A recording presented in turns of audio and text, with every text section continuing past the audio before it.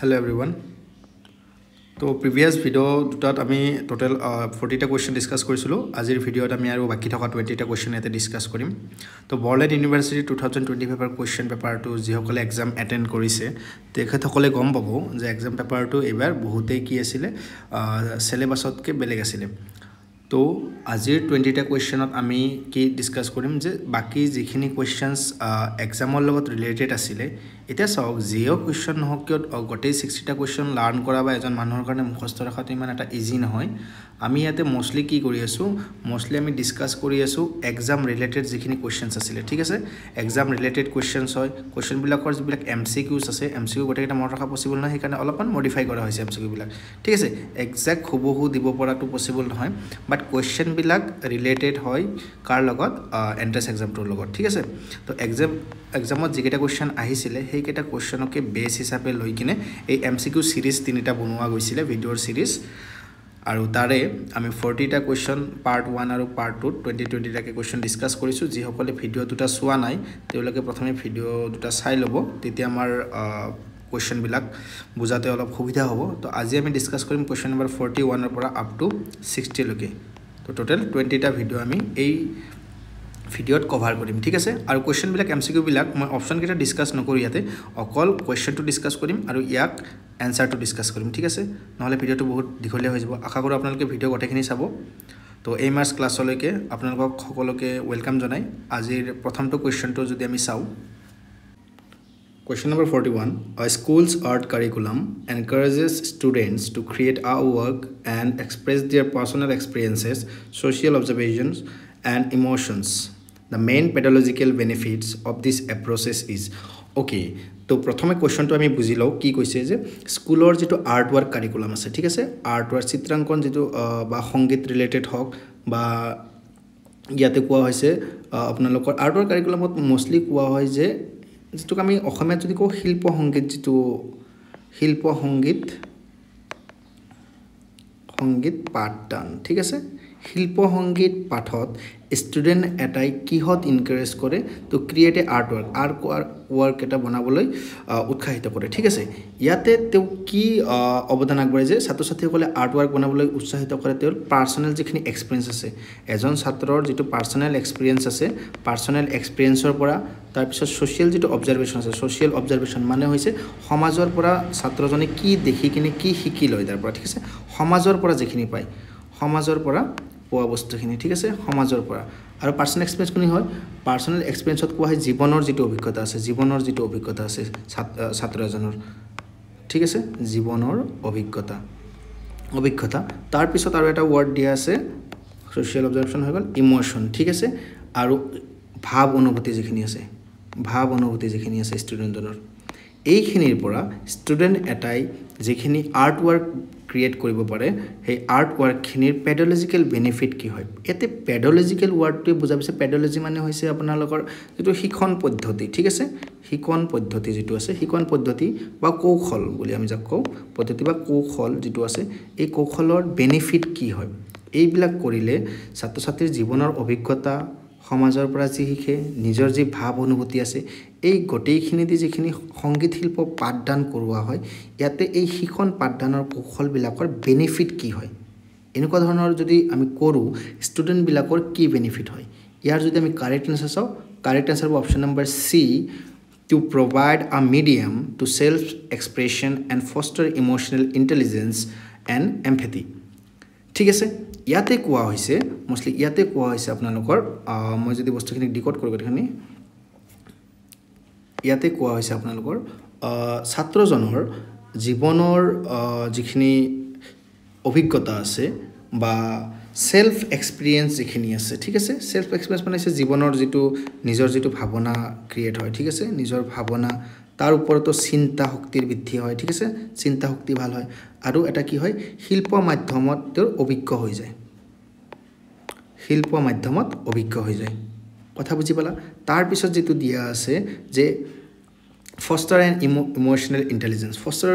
Intelligence মানে হৈছে নিজৰ অনুভূতিক বুজা এজন ছাত্ৰজনে তে কি হ'ব পাৰে এনেকুৱা পাঠদানৰ জৰিয়তে কি কৌশল গেইন কৰিব পাৰে হেতু কোৱা হয় নিজৰ অনুভূতিটোক নিয়ন্ত্ৰণ কৰিব শিকে ঠিক আছে অনুভূতিক নিয়ন্ত্ৰণ কৰিব শিকে বুজি পালা তাৰ উপৰিও কি শিকে ছাত্ৰজনে শিকে যে আনৰ অনুভূতিটোক সন্মান দিবলৈ শিকে আনৰ যেটো অনুভূতি আছে চিন্তা ধাৰণা আছে ভাৱ আছে অনুভূতিক সন্মান দিবলৈ শিকে ইয়াৰ উপৰিও যদি এমপেথি ঠিক আছে এমপেথিয়ে কি বুজাইছে এমপেথি হৈছে যে ছাত্ৰ ছাত্ৰীজনক সংবেদনশীল বা সমাজৰ লগত যেটো সংবেদনশীল আছে সংবেদনশীল কৰি তোলে আৰু সমাজৰ লগত কি কৰে ছাত্ৰজনক এটা সমাজ বান্ধৱ যেটো হয় সমাজ বান্ধৱ বুলি অসমীয়াত যাক কোৱা সমাজ বান্ধৱ কৰি তোলে ঠিক আছে তো এইটো হৈছে ইয়াৰ কাৰেক্ট আনসাৰ তো আমাৰ স্কুল আৰ্ট কাৰিকুলামৰ যেটো পেডগজিক্যাল বেনিফিট হয় শিকনৰ যেটো বেনিফিট হয় বেনিফিটটো হৈছে ছাত্ৰজনৰ অনুভূতিক নিয়ন্ত্ৰণ কৰিবলৈ শিকে আনৰ অনুভূতিক সন্মান কৰিবলৈ শিকে নিজৰ ভাৱনাক প্ৰকাশ কৰিবলৈ শিকে নিজৰ চিন্তাক প্ৰকাশ কৰিবলৈ শিকে নিজৰ শিল্পকলাক প্ৰকাশ কৰিব খোজে আৰু ছাত্ৰজন কি হৈ উঠে সংবেদনশীল হৈ উঠে ঠিক আছে আৰু সমাজৰ লগত এটা বান্ধন গঢ়ি তোলে এইটোৱে হৈছে pedagogical benefit of art curriculum in school okay so question number 41 correct answer hobo option number C question number 42 a student consistently use a pen and paper to solve complex geometry problems even when a calculator is available from Vygotskian perspective the pencil and paper considered okay to pencil paper yate ki consider korise jete student eta ki kora hoy je student eta কোনো এটা complex জিওমেট্ৰি যেতিয়া solve কৰি দিয়ে জটিল জিওমেট্ৰি এটা সমাধান কৰিবলৈ দিয়া যায় তেতিয়া ষ্টুডেন্টজনে কি নকৰে নিজৰ ব্ৰেইনৰ পৰা ডাইৰেক্টলি সলভ নকৰে কি কৰে পেন আৰু পেপাৰ ইউজ কৰে ঠিক আছে পেন আৰু পেপাৰ ইউজ কৰে ইয়াতে পেন পেপাৰ এটা হৈছে কি হয় সাইকোলজিক্যাল টুল হয় এটা সাইকোলজিক্যাল টুল মানে কি বস্তু অপশন বি কারেক্ট হ'ব এটা আমি গম পাব লাগিব যে সাইকোলজিক্যাল টুল কি বস্তু এটা ভিগস্কিয়ে কোৱা মতে সাইকোলজিক্যাল টুল মানে হৈছে এটা মানসিক সহায়ক বস্তু বা সিস্টেম ঠিক আছে যত মানসিক ভাবে কি কৰে ষ্টুডেন্টজনক কি কৰে সহায় কৰে ঠিক আছে মানসিক সহায়ক বস্তু এতিয়া যি মানুহে মানে নিজৰ চিন্তা শক্তি হওক বা স্মৰণ শক্তি হওক যেটো মনত ৰাখা যেটো ক্যাপাসিটি হয় ষ্টুডেন্টজনৰ চিন্তা বা স্মৰণ শক্তি কি কৰে সমস্যা সমাধান সমস্যা যিখিনি আছে প্ৰবলেমখিনি কি কৰে সমাধান কৰিবলৈ ব্যৱহাৰ কৰে ঠিক আছে সমাধান কৰিবলৈ ব্যৱহাৰ কৰে সব যদি আমি এক্সাম্পল হিচাপে চাওঁ ধৰক ল্যাঙ্গুৱেজ বুজিবলৈ বা নাম্বাৰ বুজিবলৈ বা ওয়াৰ্ড আখৰ বুজিবলৈ ঠিক আছে বা সিম্বল বিলাক বুজিবলৈ বা কিছুমান আমি কি কৰো ম্যাপ ইউজ কৰো হে তো এই বিলাক বস্তু হৈছে কিছুমান এনেকুৱা ধৰণৰ আৰু এটা আৰু এটা বস্তু আছে এটো হৈছে pen paper okay pencil paper এটা পেন্সিল পেপাৰ বিলাকে কি বুজাইছে এতে পেন্সিল পেপাৰ বিলাকে হৈছে ছাত্ৰজনে জটিল জিওমেট্ৰি এটা মানে মাথাৰ ভিতৰতে নকৰি পেন্সিল পেপাৰৰ হৈতে স্টেপ বাই স্টেপ কামটো আগবাঢ়ি গৈ থাকে ইয়াতে দুটা বস্তু তেওঁৰ চিন্তা আৰু গণনাটো কি কৰে সুসংগঠিত কৰে ঠিক আছে সুসংগঠিত কৰে এটা সুসংগঠিত কৰিলে কি হয় যে বাহ্যিক এটা সহায়ক ৰূপে তেওঁ কি কৰে সহায় কৰে জিওমেট্ৰি প্ৰবলেম এটা তো মাথাৰ ভিতৰতে নকৰি কি কৰে পেন্সিল পেপাৰ ইউজ কৰি কিনে কৰে স্টেপ বাই স্টেপ কৰে যাতে এই দুটা বস্তু তেওঁৰ চিন্তা আৰু যেটো গণনা আছে গণনাটো কি কৰে সুসংগঠিত কৰে ওয়েল ডিসিপ্লিন কৰে ঠিক আছে আৰু এই পেন্সিল আৰু পেপাৰে কি কৰে বাহ্যিক হিচাপে আউটসোৰ্স হিচাপে কি কৰে ষ্টুডেন্টজনক হেল্প কৰে ঠিক আছে তো ভিগস্কিয়ে কোৱা মতে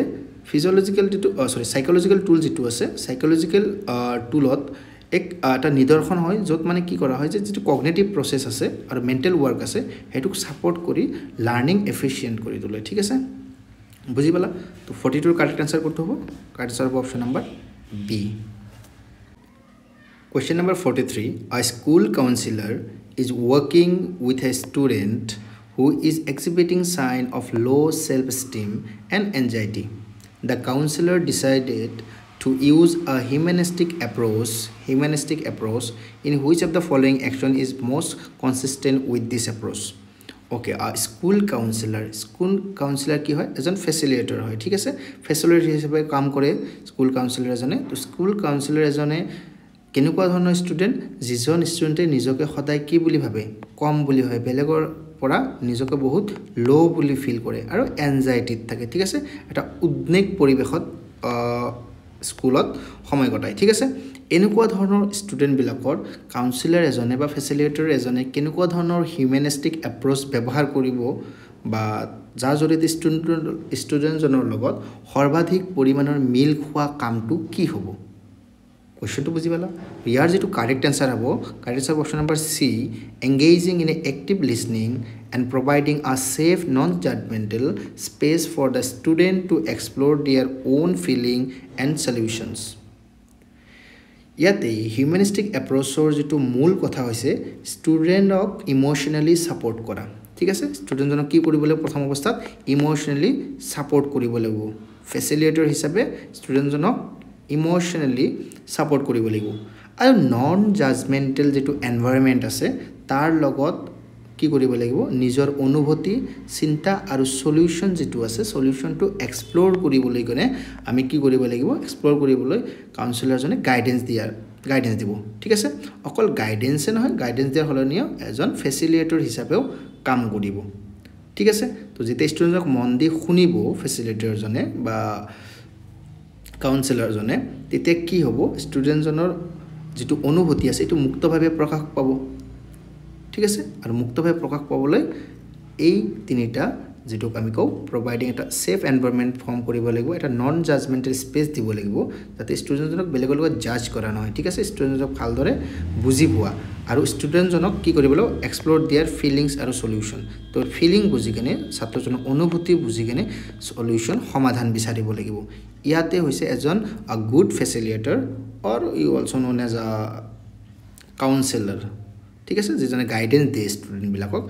হিউম্যানিস্টিক এপ্ৰ'চ হ'ব তাৰ বুজি পাইলা কোৱেশ্চনটো তো 43 নম্বৰ কোৱেশ্চন আনসাৰ হ'ব সি question number 44 which one is not a stage of Kohlberg theory okay তো তলৰ কোনটো Kohlberg theory অংশ নহয় ঠিক আছে ইয়াতে প্ৰথম আমি চাব লাগিব যে কোলবাৰ্গৰ যেতি নীতি নৈতিকতাৰ বিকাশ বুজিবলৈ যি তিনটা স্টেজ ব্যৱহাৰ কৰিছিল ঠিক আছে তিনটা স্টেজত বা তিনটা লেভেলত কি আছে প্ৰথমটোত আছে প্ৰি কনভেনশনাল যেটো অপচনত আছিল প্ৰি কনভেনশনাল ঠিক আছে প্ৰি কনভেনশনাল দুই নম্বৰত আছিল কনভেনশনাল ঠিক আছে কনভেনশনাল চাৰি নম্বৰত আছিল পোষ্ট কনভেনশনাল এই তিনিটা কি হয় চাব এতিয়া যদি মই এটাকে চাও যে প্ৰথম প্ৰি কনভেনশনাল হয় যে মানুহ যেতিয়া কোনো এটা শাস্তি বা ভয়ৰ বাবে ভাল কাম কৰে ঠিক আছে ধৰক সৰু বাচ্চা এটা কিবা এটা ভাল কাম কৰিব বা বেয়া কামৰ পৰা দূৰত থাকিব ৰিজন কি তে যদি ভুল কাম কৰে তে পানিশমেন্ট পাব তে তেনেকুৱা ধৰণৰ এটা ভয়ৰ পৰা যদি এটা দূৰত থাকে বেয়া কামৰ পৰা তাক কোৱা হয় প্ৰি কনভেনশনাল স্টেজ ঠিক আছে কনভেনশনাল স্টেজ মানে হৈছে এটা সোসাইটিৰ যেটো সোসাইটিৰ ৰুল এণ্ড ৰেগুলেশন মানি কেনে চলা যেটো বা ল মানি চলা ইয়াক কোৱা হয় মানি কেনে যদি এজন মানুহে ব্যক্তি এজনে ভাল কাম কৰে তেটো কোৱা কনভেনশনাল স্টেজ আৰু পোষ্ট কনভেনশনাল স্টেজ মানে হৈছে যেটো তেও ন্যায় পাবলগীয়া আছে মানে নিজৰ মানৱ অধিকাৰৰ কাৰণে যেটো যুঁজা হয় ঠিক আছে মানৱ অধিকাৰৰ কাৰণে যদি এটা ভাল কাম কৰে ঠিক আছে তবে ভাল কাম কৰাটো কোৱা হয় সাধাৰণতে পোষ্ট কনভেনশনাল মেথড ঠিক আছে ইয়াতে একৰ পৰা তিনিলৈকে এটো স্টেজত আমি সাধাৰণতে কি হয় ডিসকাস কৰিছিলো তো মৰেল ৰিজনিংৰ ধাপ আছিল তিনিটা ঠিক আছে ইয়াতে যেটো কোলবাৰ্গ থিওৰি আছে ইয়াতে যেটো মৰেল ডিলেমা আছে মৰেল ডিলেমাত এটা ষ্টৰীৰ কথা কোৱা আছে ঠিক আছে ষ্টৰীটো এনেকুৱা ধৰণৰ ষ্টৰীটোৰ নাম আছিল হেঞ্জ ডিলেমা ওকে ডিলেমা তো হেঞ্জ ডিলেমাত কি কোৱা আছিল হেঞ্জৰ মানে কি আছিল যে ওয়াইফৰ বহুত অসুস্থ আছিল ঠিক আছে তেতিয়া কি কৰিলে যদি সেই বেমাৰৰ কাৰণে ভাল কৰিবলৈ যেটো হেঞ্জে ঔষধ কিনিবলৈ গৈছিল তো ঔষধ কিনিবলৈ দোকানীজনে ধৰক বহুত এটো প্ৰাইসটো বহুত বেছিকৈ কৈছিল তো তেও এটো কিনিব নোৱাৰিল তো তাৰ কাৰণে যদি ঔষধটো চুৰি কৰি আনে বা আনি কিনে যদি বচাই তেনেহলে এটো তো আইন অমান্য কৰি কিনা হ'ব এনেকুৱা ক্ষেত্ৰত যদি তে কোনো এটা ৰুল বা ৰেগুলেশন ভাঙাৰ পিছত ই কোনটো ষ্টেজৰ ভাগ হ'ব প্ৰি কনভেনশনাল হ'ব না কনভেনশনাল হ'ব না পোষ্ট কনভেনশনাল হ'ব তো ই কোনো ধৰণৰ এটা ধাপৰ অংশ নহয় ঠিক আছে এটো এটা মৰেল ডিলেমা এটা ৰিজনিং বুজিবলৈ ব্যৱহাৰ কৰা এটা গল্পহে আছিল ঠিক আছে গল্প আছিল বা কাহিনী বুলি যাক কবা এটা প্ৰশ্ন বুলি ক'ব পাৰো আমি প্ৰশ্ন আছিল তো এনেকুৱা কন্ডিশনত ই কোনো এটা ষ্টেজৰ অংশ নহয় ই জাস্ট আমি বাকি থিওৰি কেটা ভালদৰে বুজিবলৈ চিনিবলৈ ব্যৱহাৰ কৰা এটা উপায় হয় ঠিক আছে তো মৰেল ডিলেমাটো কোলবাৰ্গ থিওৰিৰ কোনো ধৰণৰ অংশ নাছিলে তো কোৱেশ্চন নম্বৰ 44 ৰ কাৰেক্ট আনসাৰ হ'ব option number D question number 44 what is the Matthew effect Matthew effect কি হয় চাব এতিয়া মই যদি ক'বলৈ যাওঁ ইয়াতে কোৱা হৈছে যে যি মানুহৰ ওচৰত ধৰক বহুত সম্পত্তি বা লাভ আছে ঠিক আছে ই আৰু অধিক লাভ পাব বা অধিক সম্পত্তি পাব আৰু যি মানুহৰ ওচৰত কম আছে তেওঁ আকৌ কম সম্পত্তি হে পাব সহজ ভাষাত বুজিবলৈ যাওঁ ইয়াক আমি ক'ব পাৰো success ব্ৰিংস more success and failure brings more failure তো সাকসেসে আৰু অধিক সাকসেসক কি কৰে নিজৰ ফালে আকৰ্ষিত কৰে আৰু ফেইলিয়াৰে অধিক ফেইলিয়াৰক নিজৰ ফালে আকৰ্ষিত কৰে ঠিক আছে যেজন সাকসেস হ'ব সাকসেসফুল মানুহজনক আৰু বেছি সাকসেস হ'বলৈ সুবিধা লাভ কৰা ঠিক আছে অধিক সাকসেস লাভ কৰা আৰু যেটো কম সাকসেসফুল হয় ইয়াকো কম সাকসেসফুল আৰু ফালে কমি যোৱা গতি কৰা ইয়াকে এটো কথাই বুজাব বিচাৰিছে সফল ব্যক্তি এজনৰ যেটো সুযোগ হয় এটো অধিক হয় বা স্বীকৃতি অধিক হয় বা সম্পত্তি লাভ কৰাৰ যেটো গুণ হয় বেছি হয় ইয়াক যদি মই ষ্টুডেন্ট এজনৰ লগত মই যদি কম্পেয়াৰ কৰো আপোনালোকে বুজাত সুবিধা হ'ব ষ্টুডেন্টৰ লগত কম্পেয়াৰ কৰো ধৰক এজন ভাল পঢ়াকৈ ষ্টুডেন্ট আছে ঠিক আছে তো তেওঁ টিচাৰৰ পৰা কি পাব বেছি এটেনশন পায় হয় না নহয় আমি ডেইলি লাইফত এটো বস্তু দেখা পাওঁ ঠিক আছে যদিও টিচাৰে সকলোকে সমান এটেনশন দিব লাগে কিন্তু এটা নৰ্মেল সিচুৱেচনত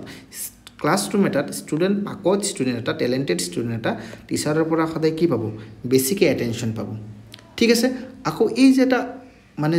কি কৰে যে ইয়াৰ ফলত কি হয় যে শিক্ষা বা স্কুলৰ পঢ়ুৱা এটা ছাত্ৰক স্কলাৰশিপ বা টিচাৰৰ এটেনশন বা তেনেকুৱা ধৰণৰ কিছুমান বেনিফিট লাভ কৰে বা সমাজৰ কথাও যদি মই ক'বলৈ যাওঁ যে ধনী মানুহে অধিক বিনিয়োগ কৰা বা লাভ কৰাৰ সুযোগ পায় যেটো গৰীব মানুহৰ কাৰণে এই সুযোগটো লোৱাটো এটা সীমিত এটা লিমিটেড এটা সাৰ্কামফাৰেন্সৰ ভিতৰত সোমাই থাকে ঠিক আছে তো ইয়াৰ কথা এইটোৱে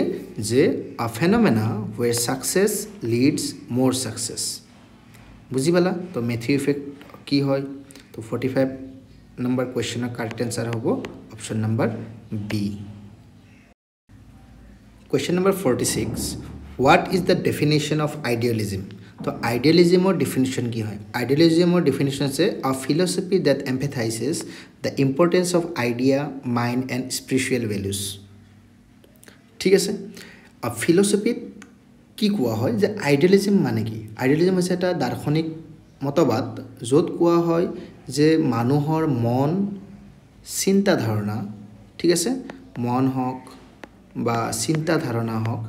ধাৰণা বা স্পিৰিচুৱেল ভ্যালু যাক আমি অসমীয়াত আধ্যাত্মিক কি বুলি কওঁ আধ্যাত্মিক মূল্যবোধ বুলি কওঁ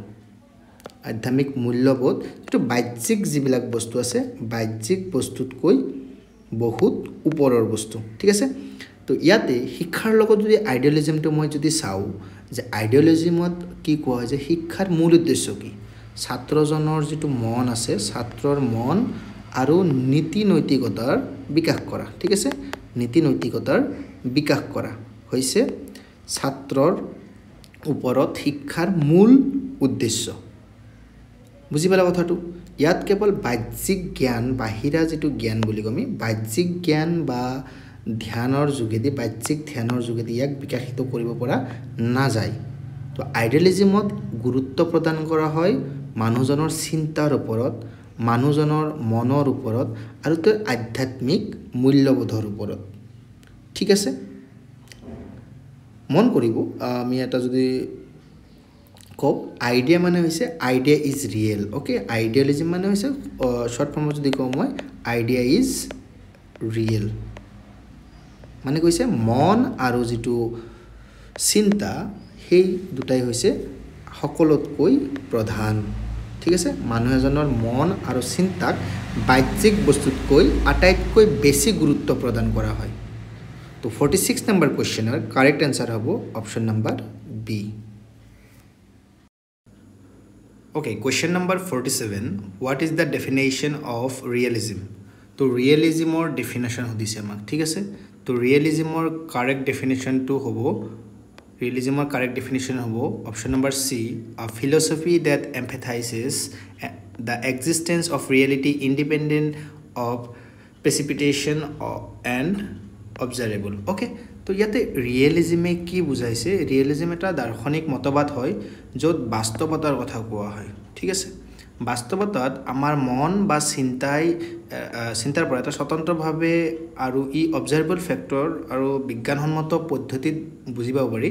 ঠিক আছে তো জগতৰ বস্তু বা ধৰক সত্যবোৰ আমাৰ অনুভূতি বা মতামতৰ ওপৰত ই অলপো নিৰ্ভৰ নকৰে কাৰণ ই নিজেই তাতে এভেইলেবল আছে ঠিক আছে ইয়াতে অপশ্যনটো যদি বুজি পোৱাত আপোনালোকৰ অসুবিধা হৈছে মই এটা এক্সাম্পল লওঁ ঠিক আছে ধৰক এটা ক্লাছৰুমৰ ভিতৰত টিচাৰ এজনে এটা স্পেচিফিক বস্তুৰ ওপৰত নলেজ দি আছে ফৰ এক্সাম্পল ধৰক মেগনেটৰ ওপৰত নলেজ দি আছে ঠিক আছে তো মেগনেট চুম্বক আমি সকলোৱে জানো চুম্বক তো চুম্বকৰ ওপৰত নলেজ দি আছে যদি ইয়াতে দুটা ধাৰণা আছে এটা আছে আইডিয়েলিজমৰ ধাৰণা ঠিক আছে আইডিয়েলিজমৰ ধাৰণা আৰু এটা আছে ৰিয়েলিজমৰ ধাৰণা এটা ৰিয়েলিজম আৰু আইডিয়েলিজমে কি ডিফাৰেন্স কৰে জানেনে এতিয়া আইডিয়েলিজম মানে হৈছে যদি মই ক'ব নোৱাৰোঁ যে তুমি যদি চুম্বক আছে বুলি ভাবা তেনেহ'লে আছে আৰু যদি নাভাবা তেনেহ'লে নাই তো এইটো কথাটো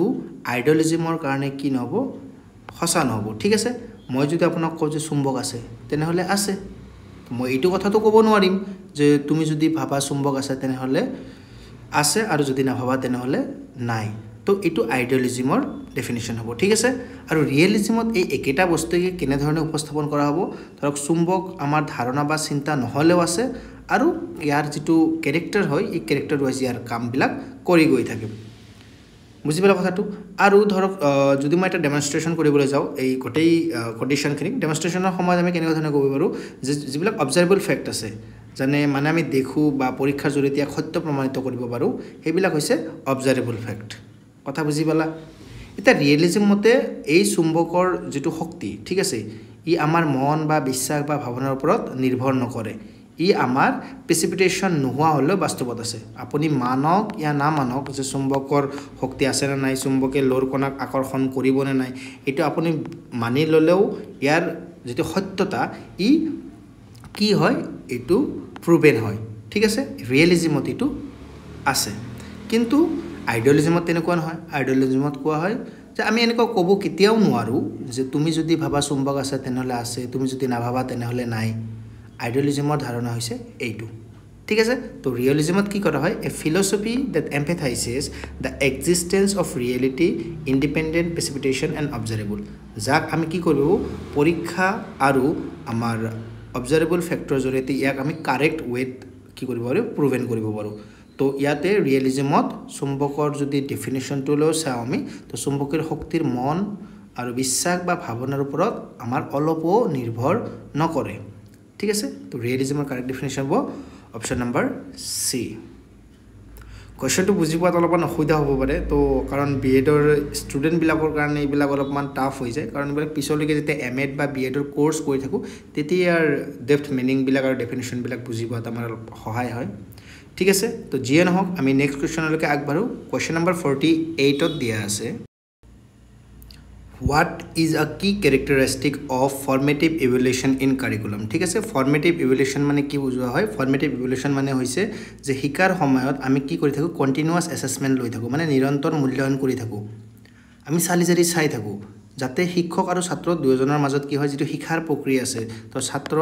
আৰু শিক্ষকজনৰ মাজত যিটো শিক্ষাৰ প্ৰক্ৰিয়া আছে সেই শিক্ষাৰ প্ৰক্ৰিয়াটো যাতে কি হ'ব পাৰে সফল হ'ব পাৰে ছাকচেছফুল হ'ব পাৰে ঠিক আছে ছাকচেছফুল হোৱাৰ কাৰণে আমি কি কৰি থাকোঁ প্ৰয়োজন হ'লে মুহূৰ্ত আমি কি কৰি থাকোঁ কিছুমান ধৰণৰ এনেকুৱা ধৰণৰ কাম কৰোঁ যাতে ষ্টুডেণ্টবিলাকে যিটো টপিকত মই বুজাই আছোঁ বা শিক্ষকজনে বুজাই আছে সেই টপিকটো যাতে বুজি পাইছে নে নাই ঠিক আছে ধৰক ক্লাছৰুমৰ টিচাৰ এজনে লেচন নম্বৰ 1টো বুজাই আছে ঠিক আছে তো লেচন নম্বৰ 1 বুজাই থকাৰ সময়তে মাজে মাজে কি কৰে ষ্টুডেণ্টবিলাকক কুৱেশ্যন সোধা যায় বা কিছুমান অৰেল কুৱেশ্যন হওক বা ক্লাছ ৱৰ্ক কিছুমান দি চোৱা যায় যে তাৰ পৰা শিক্ষকজনে কি বুজিব পাৰে যাতে তাৎক্ষণিক এটা ফিডবেক এটা পায় যাৰ জৰিয়তে কি কৰিব পাৰে যে ষ্টুডেণ্টবিলাকে কিমান সেইটো বস্তুটোৰ ওপৰত জ্ঞান লাভ কৰিছে বা কিছুমান ষ্টুডেণ্টবিলাকে কোনটো পৰ্চনত ভুল কৰি আছে সেই ভুলবিলাক শুধৰণি কৰিব পাৰি আৰু আমি কি কৰিব পাৰোঁ শুধৰণি কৰি ষ্টুডেণ্টবিলাকৰ নলেজখিনিক আমি কি কৰিব পাৰোঁ অধিক মাত্ৰাত দিবলৈ সক্ষম হ'ব পাৰোঁ এনেকুৱা যেটো এডুকেশ্যনেল সিস্টেম আছে সেইটো কোৱা হয় ফৰ্মেটিভ ইভলিউশ্যন ঠিক আছে এইটো ক্লাছৰুমত সাধাৰণতে দেখা পোৱা যায় ফৰ্মেটিভ ইভলিউশ্যন তো ইয়াত কি হয় it involves continuous assessment during the learning process তো যেতিয়া পঢ়াই থাকা যায় কোন এটা বস্তুৰ ওপৰত নলেজ দি থাকা যায় তেতিয়া হে লাৰ্নিং প্ৰসেসটোৰ মাজতে কন্টিনিউয়াস অ্যাসেসমেন্ট ইয়াতে অ্যাসেসমেন্ট শব্দটো কি বুজায় অ্যাসেসমেন্ট শব্দই বুজায় আমাৰ সাধাৰণতে ছাত্ৰৰ শিকাৰ যেটো অৱস্থা আছে বা দক্ষতা আছে তাক যেটো আমি মাপকাঠি বুলি কওঁ ঠিক আছে জ্ঞানৰ যেটো মাপকাঠি আছে হেতুক দেখা যেটো প্ৰক্ৰিয়া আছে হেতুক কোৱা হয় অ্যাসেসমেন্ট বুলি সহজ ভাষাত যদি আমি কওঁ শিক্ষক বা শিক্ষা ব্যৱস্থাত এটা উপায় যাৰ জৰিয়তে আমি কি কৰিব পাৰোঁ ক্লাছৰুম এটাত বা শিকন প্ৰণালী এটাত ছাত্ৰ ছাত্ৰী কিমান শিকিছে বা কোন ঠাইত উন্নতিৰ প্ৰয়োজন হৈছে তাক আমি চাব পাৰোঁ তো এইটোৱে হৈছে ফৰ্মেটিভ ইভলিউশ্যনৰ মেইন পাৰপজ অৰ ক্যাৰেক্টাৰ জি কোৱা তো 48 নম্বৰ কোৱেশ্চনৰ কাৰেক্ট আনসাৰ হ'ব অপচন নম্বৰ সি ओके तो आमी नेक्स्ट क्वेश्चन लेके जाओ क्वेश्चन नंबर 49 दिया से द टोटल क्वालिटी मैनेजमेंट जाक आमी शॉर्ट फॉर्म TQM बुली कहो approach when applied to educational administration primarily focus on okay तो TQM में की हत फोकस करे TQM जार फुल फॉर्म होइसे टोटल क्वालिटी मैनेजमेंट तो टोटल क्वालिटी मैनेजमेंट माने होइसे जे शिक्षा व्यवस्थात आमी शिक्षार किछुमान अंश থাকে ঠিক আছে যেনে শিক্ষকৰ শিকন প্ৰণালীটো এটা অংশ হয় তাৰ পিছত পৰীক্ষা অ্যাসেসমেন্ট এটা অংশ হয় তাৰ পিছত এক্সামিনেশন বুলি জাগা আমি কও বা পৰিচালনা স্কুলখন চলাবলৈ যেটো পৰিচালনা ব্যৱস্থা আছে হেতু এটা অংশ হয় ইয়াৰ উপৰিও ছাত্ৰ ছাত্ৰীসকলৰ বা স্কুলৰ শিক্ষক শিক্ষয়িত্ৰীসকলৰ যেটো সুবিধা আৰু অসুবিধা আছে হেতু হয় বা যোগাযোগ ব্যৱস্থা অভিভাৱকসকলৰ লগত স্কুলৰ লগত কেনে ধৰণৰ যোগাযোগ ব্যৱস্থা এই গটেইকেটা পৰ্চনক একেলগে কি বুলি কোৱা হয় এইখিনি গটেইখিনিক যদি আমি নিৰন্তৰভাৱে কি কৰো উন্নতি সাধন কৰো ঠিক আছে উন্নতি যদি সাধন কৰো ইয়াক আমি কি বুলি কম ইয়াক আমি কম টোটাল কোৱালিটি মেনেজমেন্ট বুলি ইয়াত এডুকেশনাল এডমিনিস্ট্ৰেশন আৰু প্ৰাইমাৰীলি কিহত ফোকাস কৰা হয় ইয়াত আৰু এটা বস্তু ফোকাস কৰা হয় হৈছে option number A continuous improvement all processes and services meet stakeholder needs stakeholder মানে কোন হয় যিবিলাক ষ্টুডেন্ট আছে গাৰ্ডিয়ান আছে ঠিক আছে বা টিচাৰ আছে এই গটেইখিনিক একেলগে কি বুলি কোৱা হয় ষ্টেক হোল্ডাৰ বুলি কোৱা হয় বা সোসাইটিও হ'ব পাৰে ইয়াতে সোসাইটিও আছে তো এই গটেইখিনিক কি কৰা হয় এটা TQMৰ জৰিয়তে শিক্ষা ব্যৱস্থাত কি কৰা হয় শিকন যেটো পদ্ধতি আছে হেতুক উন্নত কৰা হয় পৰীক্ষা আৰু ফিডব্যাক সিস্টেমটো উন্নত কৰা হয় আৰু ছাত্ৰ আৰু অভিভাৱকৰ সন্তুষ্টিটো নিশ্চিত কৰা হয় ইয়াৰ হৈছে মেইন পাৰপজ ওকে মেইন যেটো ফোকাস হয় ফোকাসটো হৈছে ইমপ্ৰুভমেন্ট গটেইখিনি প্ৰসেছত যিকেটা প্ৰসেস মই TQMৰ প্ৰসেস বুলি কলো শিকন পদ্ধতি হওক এক্সাম হওক অ্যাসেসমেন্ট হওক ইনফ্ৰাষ্ট্ৰাকচাৰ হওক কানেক্টিভিটি হওক এই গটেইখিনি উন্নত কৰা হৈছে ইয়াৰ মেইন ফোকাস আৰু ইয়াৰ services meet to stakeholder needs তো গাৰ্ডিয়ান বিলাকে যেনেকুৱা ধৰণৰ আশা কৰে ষ্টুডেন্ট এটাক লৈ হেনেকুৱা যাতে আশা ফুলফিল হেই বিদ্যালয়খনে পায় ষ্টুডেন্ট টিচাৰ বিলাকৰ যিখিনি সুবিধা টিচাৰ বিলাকে যাতে পায় ষ্টুডেন্টৰ যিখিনি প্ৰয়োজনীয় ষ্টুডেন্ট যাতে পায় গাৰ্ডিয়ানৰ যেটো কমিউনিকেশ্যন হেতু যাতে ষ্ট্ৰং হৈ থাকে তো ষ্টেক হোল্ডাৰ বিলাকৰ নিডটো ফুলফিল কৰা আৰু তেওঁলোকৰ সন্তুষ্টিটো নিশ্চিত কৰাই হৈছে टोटल क्वालिटी मैनेजमेंटर मेन फोकस ओके तो 49 नंबर क्वेश्चन करेक्ट आंसर हो ऑप्शन नंबर ए आपने बाकी ऑप्शन केटा सबो पारे साले ओके तो अपन लोग बुझी पाले तो आमी এতিয়া যদি नेक्स्ट क्वेश्चन लगे जाओ क्वेश्चन नंबर 50 की दिया আছে a teacher's high expectations for a class lead to improved student performance this phenomenon is known as okay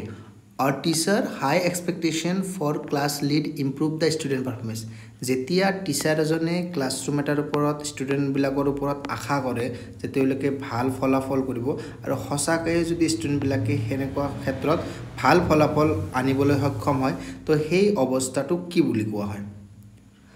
ইয়াৰে বাকি অপচন নম্বৰ কাৰেক্ট হ'ব ডি পিগমেলেশ্যন ইফেক্ট বুলি কোৱা হয় পিগমেলেশ্যন ইফেক্টৰ বাহিৰে বাকি যেকেটা আছে হেকেটা আমি অলৰেডি ডিসকাস কৰিছো প্ৰিভিয়াস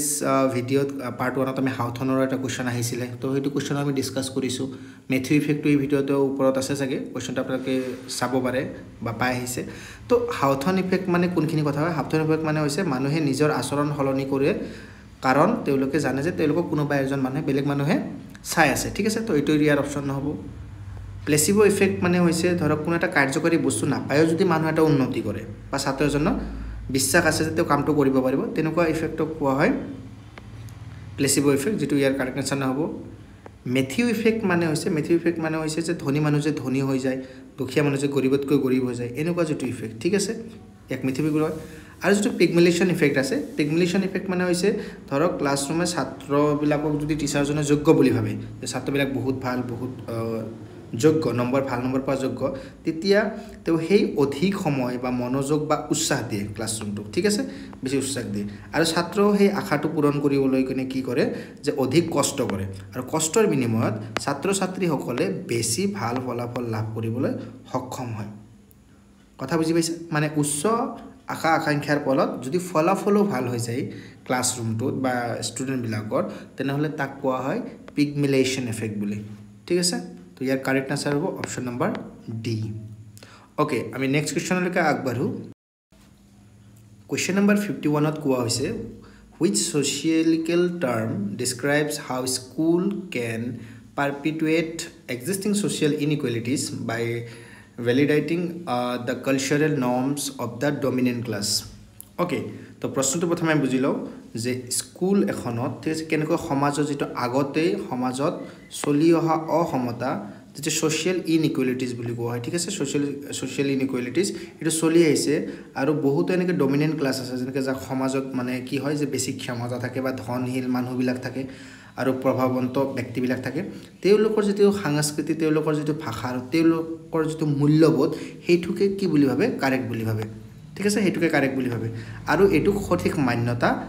দিয়ে, ঠিক আছে। আৰু এইবোৰে যদি স্কুল এখনত থাকে তেতিয়া কি হয় যে স্কুল এখনত সাধাৰণতে কি থকা যায় যে সংস্কৃতিক সমান মূল্য নিদিয়ে, ঠিক আছে, সংস্কৃতিক সমান মূল্য নিদিয়ে। কেৱল কি কৰা হয় যে ধনী যিখিনি মানুহ আছে, ধনী মানুহৰ যিটো আইডিঅ'লজি আছে বা চ'চ আছে, সেই চ'চটোক বা সংস্কৃতিটোক ধৰি ৰখাৰ কাৰণে স্কুলটোৱে চেষ্টা কৰে, ঠিক আছে। ইয়াৰ ফলত কি হয় জানেনে, যিটো ক্লাছৰুম বা স্কুলত যিখিনি দুখীয়া বৰ্গৰ লোক থাকে বা দুখীয়া বৰ্গৰ ষ্টুডেণ্ট থাকে, সেইবিলাকে কি কৰি থাকে, নিম্ন বৰ্গৰ ছাত্ৰ ছাত্ৰীবিলাকে পিছ পৰি গৈ থাকে। আৰু এই যিটো অসমতা যিটো আছিলে, অসমতাটো সমাজত যেনেকুৱাভাৱে চলি আহিছিলে স্কুল এখনতো ঠিক একেধৰণেই চলি গৈ থাকে, ঠিক আছে। তো ডমিনেণ্ট ক্লাছৰ যিটো কালচাৰেল নৰ্মছ আছে, ঠিক আছে, সেইটো ভাষা আচৰণটোক কি কৰিব নালাগে, আচলতে স্কুলত সেইটোক মানে এব্ৰিগেট কৰিব নালাগে, ঠিক আছে। সেইটো আমি স্কুলত কেনেধৰণে ইকুৱেলিটিৰ ওপৰত কথা ক'ব পাৰি, সকলো ষ্টুডেণ্টক সমান চকুৰে চাব পাৰি, সেইটো হৈছে মেইন নৰ্মছ। কথা বুজি পালা? তো ছ'চিয়েল ইনইকুৱেলিটিছো যদি স্কুলতো যদি কালচাৰেল নৰ্ম হিচাপে, এটা ডমিনেণ্ট ক্লাছৰ কালচাৰেল নৰ্ম হিচাপে ধৰি ৰখা যায়, তেতিয়া তাক কোৱা হয় ছ'চিয়েল ৰিপ্ৰডাকশ্যন। অ'কে, তো 51ৰ কাৰেক্ট আনচাৰ হ'ব option number C. Question number 52, according to Abraham Maslow hierarchy of needs, what must a teacher address first to create a good learning environment for disengaged student? ঠিক আছে, তো যিবিলাক ষ্টুডেণ্টে ক্লাছত মনোযোগ দিব নোৱাৰে তেনেকুৱা ষ্টুডেণ্টক যাতে মনোযোগ দিয়াব পাৰি, তাৰ কাৰণে টিচাৰ এজনে কি ধৰণৰ এনভাইৰনমেণ্ট ক্ৰিয়েট কৰিব লাগিব, ঠিক আছে, কাৰ মতে? এব্ৰাহাম মজলোৰ মতে। এতিয়া চাব, যিসকল ষ্টুডেণ্টে ক্লাছত মনোযোগ দিব নোৱাৰে, তো তেওঁলোকক যদি মনোযোগ দিয়াবলগীয়া হয় তেনেহ'লে টিচাৰজনে মষ্টলি দুটা কামৰ ওপৰত গুৰুত্ব দিব লাগিব, কাৰ মতে? এব্ৰাহামৰ মতে, ঠিক আছে। প্ৰথমটো হৈছে ছেফটি আৰু ছেকেণ্ডটো হৈছে বিলংগিং নিডছ। অ'কে, বিলংগিং নিডছৰ ওপৰত গুৰুত্ব দিব লাগিব। ছেফটি কোনবিলাক? যদি ক্লাছৰুমত টিচাৰ এজনে শিকাই আছে আৰু ষ্টুডেণ্টবিলাকে শুনি আছে, ঠিক আছে, তো তাৰ পৰা এনেকুৱা এজন ষ্টুডেণ্টক মাতি লোৱা হ'ল, যদি তেওঁক সোধা যায় যে কিবা এটা কুৱেশ্যন, তেনেহ'লে ষ্টুডেণ্ট যদি ক'বলৈ ভয় কৰে বা তেওঁ ভাবে যে মই যদি ভুল এনচাৰ দিওঁ তেনেহ'লে বাকী ষ্টুডেণ্টবিলাক তেওঁৰ ওপৰত হাঁহিব বা টিচাৰজনে তেওঁক গালি পাৰিব, এনেকুৱা ধৰণৰ যদি ভয়ভীত ষ্টুডেণ্টজনৰ ভিতৰত থাকে, তেনেহ'লে ষ্টুডেণ্টবিলাকে কি নহ'ব, ক্লাছৰুমবিলাকৰ ভিতৰত ভালদৰে এটেনশ্যন বিল্ডআপেই কৰিব নোৱাৰিব আৰু নিজকে লুকাই ফুৰিব, ঠিক আছে। তো ফাৰ্ষ্ট অফ অল টিচাৰজনে কি কৰা উচিত, আমাৰ ষ্টুডেণ্টবিলাকৰ ছেফটিটোক ফুলফিল কৰা উচিত। আৰু 2 নম্বৰ যিটো আছে বিলংগিং নিডছ মানে হৈছে যে ক্লাছৰুমত যেতিয়া ষ্টুডেণ্টবিলাকক শিকোৱা যায়, তেতিয়াহ'লে আমি ভাবিব লাগিব যে প্ৰত্যেকজন ষ্টুডেণ্টে কি হয়, একোটা বন্ধুৰ গোটৰ এটা অংশ হয়, ঠিক আছে। তেওঁক অন্য ছাত্ৰ বা শিক্ষকে গ্ৰহণ কৰিব বুলি ভাবিব লাগিব। তেওঁ এনেকুৱা নহয় যে তেওঁ বাকী ষ্টুডেণ্টবিলাকৰ লগত তেওঁ মিলিব নোৱাৰে বা কৰিব নোৱাৰে, ষ্টুডেণ্টৰ পৰা একাকৰীয়া হৈ থাকে, ঠিক আছে। এনেকুৱা যদি হৈ থাকে তেনেহ'লে নিজকে কি কৰিব, এটা গোটৰ পৰা বহিষ্কৃত যেন ফিল কৰিব তো আমি টিচাৰ এজনে এইটো ফুলফিল কৰিব লাগিব যে নহয় তেও আমাৰে গোটৰ এটা অংশ হয় আৰু তেও এই বাকি ষ্টুডেণ্টবিলাকৰো ফ্ৰেণ্ড হয় ঠিক আছে তো বাকি ষ্টুডেণ্টৰ ফ্ৰেণ্ড হয় বাকি লগৰবিলাকৰ লগত একেলগে এটা গোটৰে অংশ হয় তেনেকুৱা ধৰণৰ যদি নতুন ছাত্ৰ বা ক্লাছটোৱে বন্ধুৱে গোটত নলয় তেও একেলগে মানে অকলশৰে অনুভৱ কৰিব ঠিক আছে আৰু শিকাত মন নবহিব আৰু এনেকুৱা কণ্ডিশ্যনত আমি ছাত্ৰজনৰ সেফটি আৰু বিলংগিং নিডছ ক্লাছৰুমৰ এটা অংশ কৰি লোৱা আৰু তেও ক্লাছৰুমত সুৰক্ষিত ফিল কৰোৱাটোই হ'ব টিচাৰ এজনৰ মেইন পাৰপ'জ ওকে তো কোৱেশ্চনটো বুজি পালা তো 52 নম্বৰ কোৱেশ্চনৰ কাৰেক্ট আনসাৰ হ'ব অপচন নম্বৰ ডি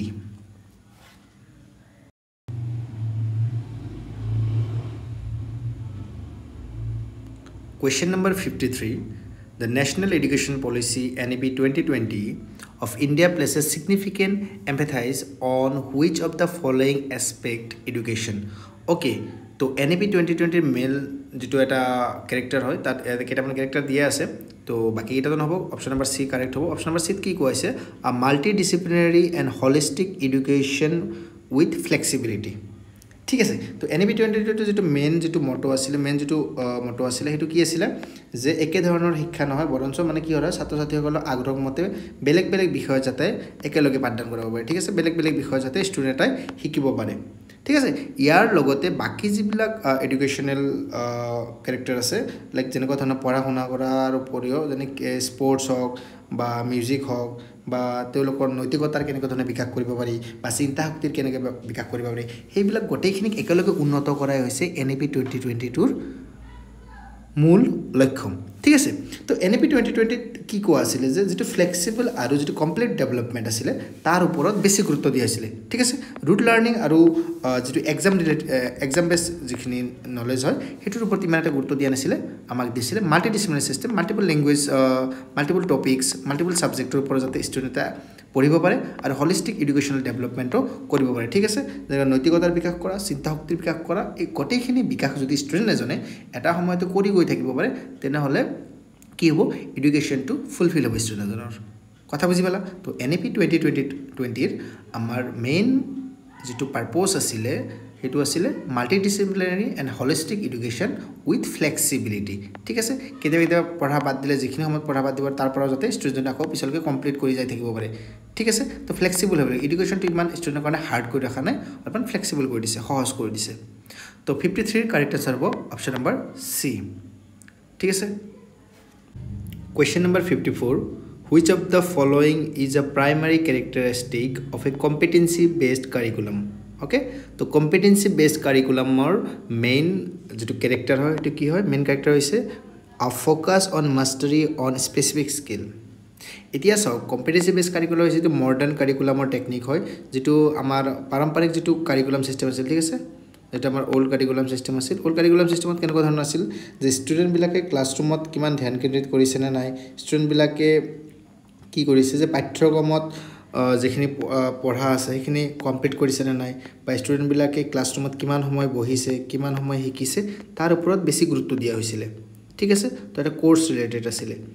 কিন্তু যেটো কম্পিটেন্সি বেস কাৰিকুলাম আছে কম্পিটেন্সি বেস কাৰিকুলামত কি কৰা হয় ষ্টুডেণ্ট বিলাকক কোনো এটা স্পেসিফিক বিষয়ত দক্ষ কৰি তোলা হয় ঠিক আছে আৰু যেতিয়ালৈকে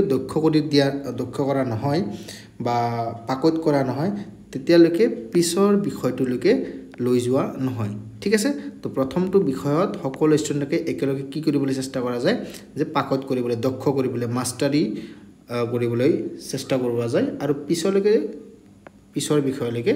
আগবঢ়া যায় ঠিক আছে এটুক ফোকাস কৰা হয় মাষ্টাৰিৰ ওপৰত কেনেকুৱা স্পেসিফিক স্কিলৰ ওপৰত ঠিক আছে যেটো স্কিল কমপ্লিট হ'ব তাৰ পিছত আমি আকৌ নেক্সট চেপ্টাৰলৈকে যাম তাৰ পিছত আকৌ আমি নেক্সট চেপ্টাৰলৈকে যাম তো এটুকে কোৱা হয় competency base curriculum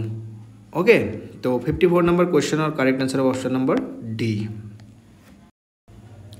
Okay, question number 55. The concept of cultural lag, a term coined by William F. Ogburn, refers to. तो cultural lag माने की कथा कोৱা হৈছে तो cultural lag কি বুজাবলৈ চেষ্টা কৰিছে the gap between the adoption of new technologies and the corresponding social and moral changes in society okay তো কালচাৰেল লেগ মানে কি বুজি পালোঁ যে যেতিয়া নতুন টেকন'লজি বা বৈজ্ঞানিক উন্নতি সাধন হয় তেতিয়া বা সমাজত আহে কিন্তু সেই টেকন'লজিৰ পৰা কি হয় যে মানুহে মিলাই চলিবলৈ যিটো চিন্তা ধাৰণা আছে মানুহৰ যিবিলাক চিন্তা ধাৰণা বা নৈতিকতা যিখিনি আছে নৈতিকতা আৰু নিয়মবোৰ কি কৰিব নোৱাৰে নিয়মবোৰ সলনি কৰিব নোৱাৰে ঠিক আছে বা মানুহৰ নৈতিকতাৰ সলনি নহয় আৰু এই সময়ত এটা গ্যাপ আহে যাক আমি কওঁ কালচাৰেল লেগ বুলি এতিয়া চাব মই যদি এটা এক্সাম্পল লৈ সিচুৱেশ্যনখিনি বুজিবলৈ চেষ্টা কৰোঁ ধৰক বৰ্তমান সময়ত সাধাৰণতে আপোনালোকে গাঁৱৰ অঞ্চলত হয় যিসকল অশিক্ষিত মানুহ আছে বা পঢ়া লিখা কৰিব নাজানে সেইসকল মানুহে কি হয় স্মাৰ্টফোন ইউজ কৰে হয় না স্মাৰ্টফোন ইউজ কৰে আৰু তো ছ'চিয়েল মিডিয়া আহিল যেনেকৈ ইউটিউব ফেচবুক তেনেকুৱা ধৰণৰ ইনষ্টাগ্ৰাম এনেকুৱা ধৰণৰ বা টুইটাৰ এক্স এইবিলাক সাধাৰণতে কি কৰে ব্যৱহাৰ কৰে কিন্তু মানুহে যেতিয়া টেকন'লজি আহে তেতিয়া টেকন'লজিবিলাক ভিতৰত সোমাই পৰে আৰু টেকন'লজিবিলাক ব্যৱহাৰ কৰিব ধৰে কিন্তু টেকন'লজি ব্যৱহাৰ কৰাৰ লগে লগে কিছুমান যে টাৰ্ম আহি যায় যেনেকৈ প্ৰাইভেচিৰ কথা আহি যায় ঠিক আছে বা ছেফটিৰ কথা আহি যায় তাৰপিছত আহে ৰেছপন্সিবল যিটো ইউজেছ বুলি কয় হয় না ৰেছপন্সিবল ইউজেছ বুজিবলৈ মানুহবিলাকৰ কি লাগে কিছু এটা সময়ৰ প্ৰয়োজন হয় নীতি নিয়মবিলাক সলনি হ'বলৈ হ'লে এই বস্তুবিলাক বুজি পাবলৈ হ'লে মানুহৰ কেইবাবছৰ সময় লাগি যায় সকলো মানুহখিনিৰ এই যে টেকন'লজি আৰু মানুহৰ যিটো চিন্তা ধাৰণা বা মানুহৰ যিটো সমাজৰ নীতি নিয়ম সলনি কৰিব পৰা যিটো ব্যৱস্থা ইয়াৰ মাজত কিছু এটা কি থাকে এটা গ্যাপ থাকে ঠিক আছে এটা পাৰ্থক্য এটা থাকে আৰু ইয়াকে কোৱা হয় কি বুলি কালচাৰেল লেগ বুলি তো ইয়াতে কৈছে the gap between the adaptation of new technology যেতিয়া নতুন টেকন'লজি এডাপ্ট কৰে the corresponding social and moral changes in society social আৰু মৰেল চেঞ্জেছ বা নৈতিকতা আৰু চিন্তাৰ বিকাশ বা পৰিৱৰ্তন হোৱা আমি দেখা পাওঁ ঠিক আছে মানুহে জঁপিয়াই পৰে কিন্তু প্ৰাইভেচি ছেফটি বা ৰেছপন্সিবল ইউজাৰ এজন কেনেকুৱা ধৰণে হ'ব পাৰি সেইটোৰ ওপৰত ইমান এটা গুৰুত্ব নিদিয়ে আৰু এইখিনি বুজিবলৈ সমাজৰ নীতি নিয়ম সলনি কৰিবলৈ কেইবাবছৰমানো সময় লাগিব পাৰে ঠিক আছে তো এই যিটো গ্যাপ সময় ইয়াক আমি সহজ ভাষাত কি বুলি কওঁ কালচাৰেল লেগ বুলি কওঁ আৰু এইটো কোনে কইন কৰিছিলে উইলিয়াম এফ অকবাৰ্নে ঠিক আছে তো 55 নম্বৰ কুৱেশ্যনৰ কাৰেক্ট এনচাৰ হ'ব option number B Question number 56. A curriculum that focuses on students' independent exploration and discovery rather than teacher-led instruction is most aligned with which philosophy? Okay, so ইয়াতে student বিলাকক আপোনালোকে যদি জানে যে student বিলাকে কেনেকুৱা ধৰণে শিকে ঠিক আছে আমি যদি ইয়াৰ এক্সপ্লেনেশ্যন চাওঁ আমি সাধাৰণতে গম পাওঁ যে ইয়াক কোৱা হয় প্ৰেগমেটিজম বুলি এতিয়া চাওঁ প্ৰেগমেটিজম বুজিলোঁ ইয়াৰ ডেফিনেশ্যন আমি অট'মেটিকলি বুজি যাম ঠিক আছে তো প্ৰেগমেটিজম মানে হৈছে ইয়াৰ যদি বেছিক আমি ক'বলৈ যাওঁ ইয়াক কোৱা হয় লাৰ্ণিং বাই ডুইং অ'কে কৰি কৰি ষ্টুডেণ্টবিলাকে যেতিয়া এটা বস্তুত দক্ষ হৈ পৰে ঠিক আছে এতিয়া আমি বাকী অপশ্যনকেইটাও জানে আইডিয়েলিজম চিন্তাধাৰণা বা নৈতিক মূল্যৰ ওপৰত গুৰুত্ব দিয়া হয় যে পেৰিমেলিজিমৰ যিটো ধৰণ চিৰন্তৰ সত্য বা ধাৰ্মিক বা দাৰ্শনিক শিক্ষাৰ ওপৰত যিটো বেছিকৈ গুৰুত্ব দিয়া হয় এছেঞ্চিয়েলিজিমত যিটো গুৰুত্ব মৌলিক বিষয় বা শৃংখলাৰ ওপৰত যিটো জোৰ দিয়া হয় আৰু প্ৰেগমেটিজিমত গুৰুত্ব দিয়া হয় অভিজ্ঞতা আৰু পৰীক্ষা নিৰীক্ষাৰ জৰিয়তে যদি ষ্টুডেণ্ট এটা প্ৰব্লেম ছলভিং হৈ পৰে ঠিক আছে তো ইয়াতে ষ্টুডেণ্টবিলাকে কেনেকুৱা ধৰণে শিকে অকল টিচাৰৰ ওপৰতে নিৰ্ভৰশীল নহয় ষ্টুডেণ্টবিলাকে কি কৰে যে টিচাৰে খালি পথ দেখুৱায় আৰু ষ্টুডেণ্টবিলাকে শিকাৰ যিটো মুখ্য দায়িত্ব সেইটো পালন কৰে তো কাৰ জৰিয়তে এক্সপ্লৰিঙৰ জৰিয়তে ঠিক আছে এক্সপ্লৰিঙৰ জৰিয়তে আৰু ডিস্কভাৰৰ জৰিয়তে ঠিক আছে এই দুটা পদ্ধতিৰে যিটো জ্ঞান অৰ্জন কৰে ষ্টুডেণ্টবিলাকে ইয়াকে কোৱা হয় প্ৰেগমেটিজম বুলি ঠিক আছে লাৰ্ণিং বাই ডুইং তো 56 নম্বৰ কুৱেশ্যনৰ কাৰেক্ট আনচাৰ হ'ব option number D Question number 57. From a sociological standpoint, a student's ability to navigate the unspoken rules and expectations of a school's culture is a form of a cultural capital. Okay, so cultural capital কি হয় আমি বুজিলো ইয়াতে দিয়া আছে বস্তুটো যেতিয়া ধৰক মানে কোনো ব্যক্তিৰে থকা সেই জ্ঞান বা ভাষা বা আচৰণ বা মূল্যবোধ বা স্কিল যিয়ে নকওক কিয় যি তেওঁক সমাজ বা শিক্ষা ব্যৱস্থাত আগবাঢ়িবলৈ সহায় কৰে তাকে কোৱা হয় কালচাৰেল কেপিটেল বুলি যেতিয়া এজন ছাত্ৰ স্কুলত কি কৰা হয় আনস্পকেন ৰুলছ আনস্পোকেন ৰুলছ মানে যেনে শিক্ষকক কেনেকৈ কথা ক'ব লাগে, ক্লাছত কেনেকুৱা ধৰণে আচৰণ কৰিব লাগে, এই গোটেইখিনি বস্তু যেতিয়া জানিব বা টিচাৰজনে কেনেকুৱা ইভেণ্টত অংশগ্ৰহণ কৰে গোটেইখিনি জানিব, তেতিয়া মানে কি কৰিব যে ব্যক্তি এজনক বুজি পাব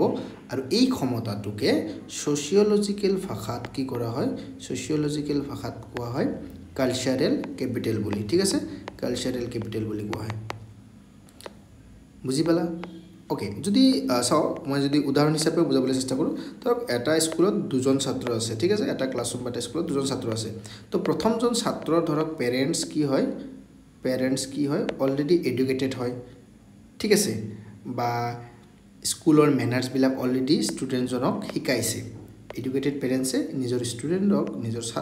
ল'ৰা ছোৱালীক কি কৰিছে, টিচাৰৰ লগত কেনেকুৱা ধৰণে মেনাৰ কৰিব লাগে বা টিচাৰৰ লগত কেনেকুৱা ধৰণে কথা পাতিব পাৰে, গোটেই কালচাৰখিনি, এডুকেশ্যনেল কালচাৰখিনি বহুতখিনি জানে। তো তেনেকুৱা সেইজন ষ্টুডেণ্ট কাৰণে, আৰু বেলেগ এজন ষ্টুডেণ্ট যদি পেৰেণ্টছ পঢ়া লিখা নহয়, তেওঁৰ ক্ষেত্ৰত তেওঁৰ পেৰেণ্টছে তেনেকুৱা ধৰণৰ কোনো ধৰণৰ এডুকেশ্যনেল মেনাৰ্ছ তেওঁক ভালদৰে শিকাব নোৱাৰিব, কাৰণ তেওঁৰ ব্যক্তিগত কোনো ধৰণৰ সেই ক্ষেত্ৰত অভিজ্ঞতা নাই। আৰু এই ছাত্ৰ স্কুলৰ সংস্কৃতিটো প্ৰথমজন ছাত্ৰই ভালদৰে বুজি পোৱাত সহায় হ'ব। ঠিক আছে, এই যে সংস্কৃতিটো বুজি পাই আগবাঢ়ি যাব, নেক্সট ষ্টেপত আগবাঢ়িব, ইয়াকে কোৱা হ'ব কালচাৰেল কেপিটেল বুলি, যিটো অপশ্যন নম্বৰ 57ত ডেছক্ৰাইব কৰা আছে। ঠিক আছে, তো 57ৰ কাৰেক্ট আনচাৰ কোনটো হ'ব? Option number B will be the correct answer for question number 57। Okay, তো আমি নেক্সট কুৱেশ্যনলৈকে আগবাঢ়োঁ। In a classroom, a teacher notices that a student frequently seeks attention and praise. According to psychological theories of motivation, the teacher should. Okay, যদি ক্লাছৰুমত student এজনে প্ৰশংসা বিচাৰে, ঠিক আছে, student এজনে প্ৰশংসা বিচাৰে বা এটেনশ্যন বিচাৰে, তেনেকুৱা ক্ষেত্ৰত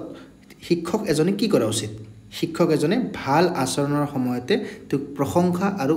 উৎসাহ দিয়াটো উচিত হয়। বুজি পালা কথাটো? তো ক্লাছৰুমত যদি ছাত্ৰজনে এটেনশ্যন বিচাৰে বা প্ৰশংসা বিচাৰে, তেনেকুৱা ক্ষেত্ৰত শিক্ষকজনে ছাত্ৰজনক প্ৰশংসা আৰু উৎসাহ দিব লাগে। ছাত্ৰই ক্লাছটো যাতে সঠিকভাৱে অংশ লয়, হাত তুলি কথা কয় বা অন্যক সহায় কৰে, এনেকুৱা ধৰণৰ যেতিয়া কাম কৰিব ষ্টুডেণ্টজনে, তেওঁক কি কৰিব লাগে? প্ৰশংসা কৰিব লাগে। ঠিক আছে, আৰু ইয়াকে কোৱা হয় পজিটিভ ৰেইনফৰ্চমেণ্ট বুলি। ইয়াকে কি বুলি কোৱা হয়? পজিটিভ ৰেইনফৰ্চমেণ্ট। অ'কে, ৰেইনফৰ্চমেণ্ট বুলি কোৱা হয়। বুজি পালা কথাটো? আমি সাধাৰণতে ক্লাছৰুমত সদায় যেতিয়া ষ্টুডেণ্ট এজনে কি কৰে, যে ধৰক টিচাৰক এটা কুৱেশ্যন সুধিব লাগে, তেওঁ চিঞৰ বাখৰ নকৰি বা কি কৰিব, হাতটো দাঙি কিনে কুৱেশ্যনটো সুধিলে। তো তেনেকুৱা ক্ষেত্ৰত টিচাৰ এজনৰ কি হৈছে, তুমি বহুত ভাল কাম কৰিলা, তুমি হাতটো দাঙি কুৱেশ্যন সুধিলা, তুমি বেলেগ মানে কি কৰি নকৰিলা, যে চিঞৰ বাখৰ নকৰিলা, তো তোমাৰ এইটো মানে যিটো বিহেভিয়াৰ আছে, বিহেভিয়াৰিজিমটো বহুত প্ৰশংসনীয়। তো এনেকুৱা ধৰণৰ বা কিবা এটা ধৰা ভাল কাম কৰিলে বা ষ্টুডেণ্ট এজনৰ ওচৰক সহায় কৰিলে, তেতিয়া সেই ষ্টুডেণ্টক টিচাৰজনে কি কৰা উচিত? প্ৰশংসা কৰা উচিত। বুজি পাইছা? তো প্ৰভাইড পজিটিভ ৰেইনফৰ্চমেণ্ট বুজি পালা? এনকাৰেজমেণ্ট ফৰ এপ্ৰিচিয়েট বিহেভিয়াৰ, তেওঁৰ চৰিত্ৰক বা তেওঁৰ কামক কি কৰা? সদায় এপ্ৰিচিয়েট কৰা। ঠিক আছে, তেতিয়া কি কৰিব, যে ষ্টুডেণ্টটো পিছলৈকেও কি কৰিব, তেনেকুৱা ধৰণৰ ভাল কাম কৰিবলৈ আগবাঢ়ি আহিব। ঠিক আছে, তো C number option will be the correct answer.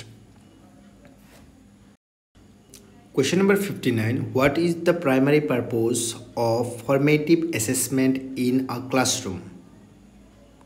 তো formative assessment in A classroom মানে কি হৈছে, এইটো এনেকুৱা ধৰণৰ কুৱেশ্যন মই অলৰেডি এটা ডিছকাছ কৰিছোঁ, এইটো তাৰ নেক্সট কুৱেশ্যনে হৈ যাব, চিমিলাৰ কুৱেশ্যনে হৈ যাব। তো ইয়াতে কি কোৱা হৈছে, যে ফৰ্মেটিভ এছেছমেণ্ট ইন ক্লাছৰুম মানে হৈছে যে ক্লাছৰুম চলি থকা সময়তে টিচাৰ এজনে ষ্টুডেণ্টবিলাকৰ ফিডবেক লোৱা। ঠিক আছে, যে ক্লাছটো কেনেকুৱা পালা, বুজি পাইছেনে নাই, বা যিখিনি বুজাই আছে সেই বুজাই থকা ওপৰতে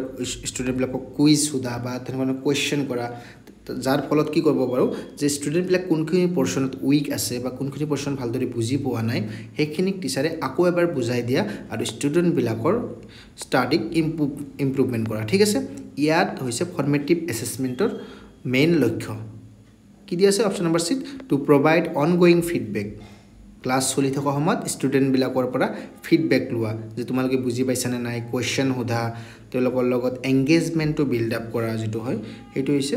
আৰু কোনটো আছে the guide instruction and improve learning আৰু তেওঁলোকে যদি কোনো ধৰণৰ ভুল কৰিছে বা কোনো এটা